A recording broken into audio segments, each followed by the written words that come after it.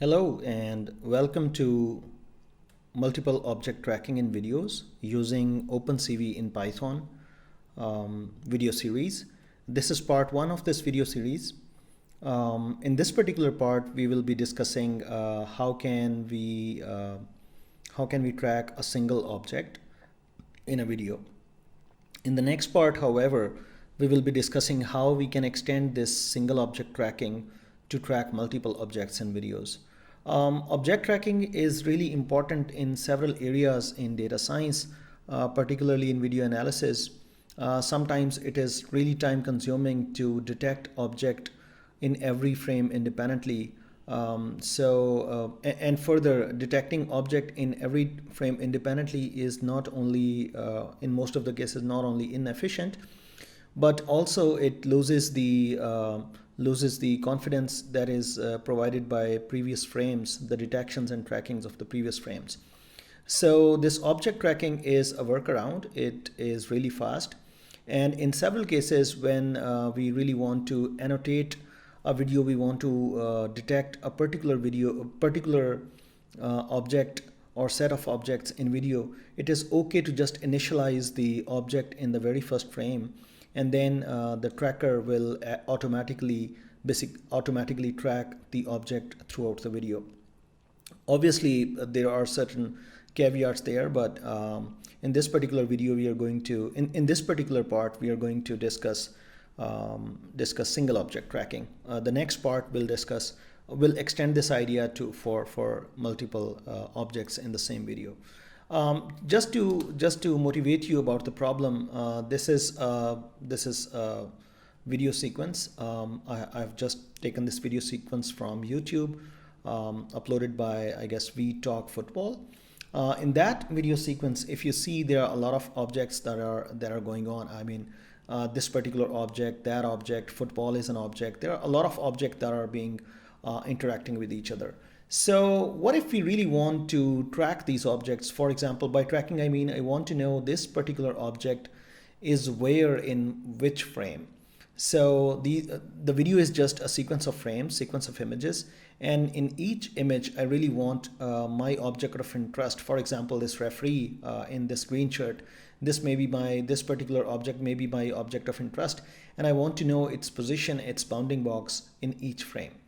So let's see how OpenCV can help us in Python. So let's go for coding directly. So first of all, we need some packages to import. For example, import CV2. If you have not installed this, you have to install this OpenCV in Python, maybe on Anaconda prompt, and there are other ways as well. I have pre-installed this, so I have loaded it. There are so many trackers in OpenCV that are available. So for example, correlation-based tracker, KCF, boosting tracker, MIL tracker, training learning detector, TLD tracker, median flow, moose tracker, CSRT tracker. There are so many of those. Let's list all of those in a dictionary. So trackers, tracker list, or dictionary, tracker dictionary, dict is, let's say there are so many trackers, so let's list them. CSRT, that tracker, and the OpenCV function name is cv2.tracker CSRT underscore create. So we will see later on how to use this, but if we really want to use this CSRT tracker, we need this name and then a brackets to call this function to initialize the tracker. There are so many other trackers as well. For example, KCF, that tracker is initialized by cv2.tracker KCF underscore create. So that. Then we have, for example, boosting tracker, and that is again cv2.tracker boosting create. And then we have we have a list of several trackers, so let me list all of those. Whatever we want to use, we can use. There are situations when one tracker performs better over the other, and we will see in what kind of situations which tracker should be used. What are the recommendations?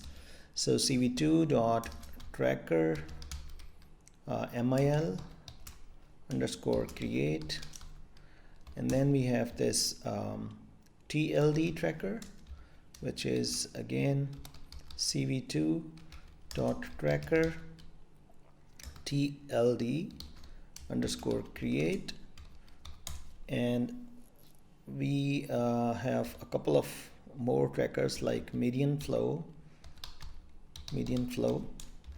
which is cv2.tracker median flow underscore create, and then one last one is moose, which is really fast tracker. This is cv2 dot tracker moose create. So that's a list of trackers that are available. Just it is good to have this list. Just for example, whenever we need one of these trackers to be used, we can use this list. So for example, let's use this CRT tracker. So our tracker that we are going to use, let's initialize that tracker using this tr dictionary dict, and from this dictionary we are going to use, let's say, CSRT. That will bring this outcome, and then we need to call that this way. So if we for example want to call directly, we have to use like this cv2 dot tracker CSRT underscore create, and that initializes our tracker if we really want directly. But what happens here is this particular command will bring this string here, and then we have this parenthesis for this function call. So either way is fine. Yeah. So let's see, the tracker is initialized perfectly fine. Let's now read the video that I just showed you in the slide. Let's read that video. So let's a video stream, or maybe video is cv2 dot video capture. So that, and then we have to give the path for the video. So the video I have is located in D, and the name is multiple object tracker mp4. So that's the video. Let's see if the video is read properly. Yes, it is read properly. Now we read one frame of it just to get the bounding box, or initialize the bounding box, which we really want to track further. So let's say we have return value, or return value frame, and that is v.read. That will read the very first frame, and then what we do is we basically display that frame. So cv2 dot imshow, we first initialize some window. Let's say that's my window name, and in that window I really want this frame to be initialized. After showing this frame, I really want to draw a bounding box on the object of interest. So BB bounding box is cv2 dot select region of interest. That's the region of interest. On which window we are operating? This window. Remember this window. This is the name. This name, they must be same. This is for reference. And then this is the frame for which we are going to crop that. And then what we will do, we will initialize our tracker. We will initialize our tracker tracker.init with this frame and with this bounding box. So far the tracker will get initialized. So let's see, let's run that and see where, yeah. So here, let's say I want to initialize this object. So I just draw a bounding box on that, and then I press enter, and the object is being initialized. The tracker is initialized with this box. Now the goal of the tracker is to really track this over the video, which means we need this bounding box on this referee wherever the referee goes in the video. So let's write code for that. While true, because we are reading a lot of frames, return flag and frame, that is v.read. It will read the next frame. If not, return value. If it ends, if the stream ends, then simply break. Otherwise just get the success and box by asking the tracker to update. So the tracker will update. On this frame, the tracker will give now the box. Previously we defined a box, but now in every frame the tracker is supposed to give us the box on this particular frame. Now what we do is, if we really find the box, then the success will return as true. Then what we do is we get that box and draw a rectangle draw the same kind of rectangle or the box on the image. Let's see. So for example, X, Y, W in height, width and height, that's the box. Int A for A in box. So this box will contain 4 numbers. So we will iterate over these 4 numbers one by one. These numbers might be in floating points, so we round them up. We basically get just the integer part, and this X is the top X coordinate of the top corner. This is the Y coordinate of the top corner. That's the width and height of the box. So once this is returned, we can call the function cv2.rectangle, and we can say, okay, on this particular frame with this X and Y and the next coordinate. So we have to give the X and Y of top corner and X and Y of the bottom left corner. So we can give X plus W, that's the corner of the other corner coordinate, and then Y plus H. That is, so basically this X, Y is the coordinates of the top left corner. These are the coordinates of the bottom left corner in image coordinates. Then we can give the color, in which color we really want to draw that. Maybe we want to draw that in red. So let's say this is the code for red, or maybe for green, or maybe there are several colors, and that's one parameter that we have to give. Now after that, we have to show this cv2.imshow frame, so that the image, so this will display the image and this will draw the rectangle on the image. We can wait for a particular key. If the video is longer and we want to quit this process of tracking, we may expect a user to press a key, and then we just stop our process if the video is really lengthy and we cannot wait till the end. So cv2.wait key. This is how many units of time you want to wait. So let's wait for this, and 0xff. What this means is I'm showing this right now what this 0xff means. What happens is this cv2.wait key, it returns an integer of 32 bits.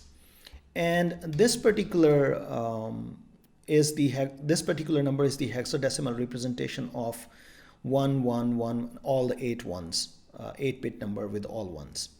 So when we take AND of this this 32-bit integer with this, what happens is the only 8 bits of this 32 bits, they will remain, and those 8 bits, they are copied here.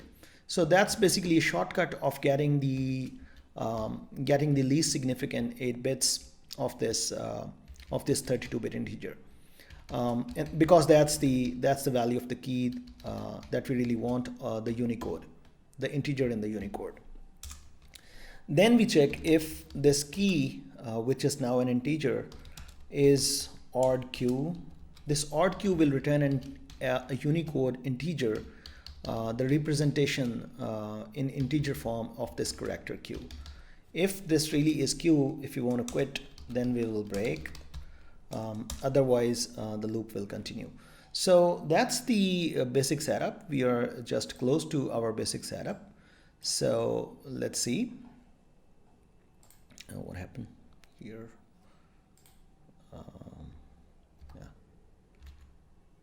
Yeah. So that's the basic setup. We are really close to now to finish this now. After this loop breaks, what we really want is we want to release the object. We want to release the video stream object, and we want to destroy all the windows. Destroy all windows. So yeah, so when we will run this code, the expectation is you will see a red bounding box on the referee. So let's see, let's run this object. Maybe we have this frame. Let's run this here. Oh, it has errors. What kind of errors are these? cv2.cv2 has no attribute weight key. Why is that? Weight. Oh, this k is larger. This k is, yeah, this k is in uppercase. Yeah, so I guess it will work. So let's see. Oh, it should draw it in red color. It is drawing it in, oh, it's BGR. Yeah. So now you can see this is basically tracking this object. The same object is being tracked. We can run this again and again with certain maybe changings. For example, we can change the color to this. That may be a different color. Let's see what that color is, or maybe 100. This might be a different color. We can run this again. For example, this. Let's track this particular object now.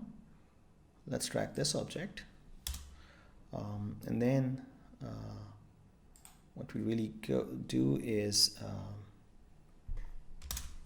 we press that, and we can see that this object is being tracked in the video. Yeah. So yeah.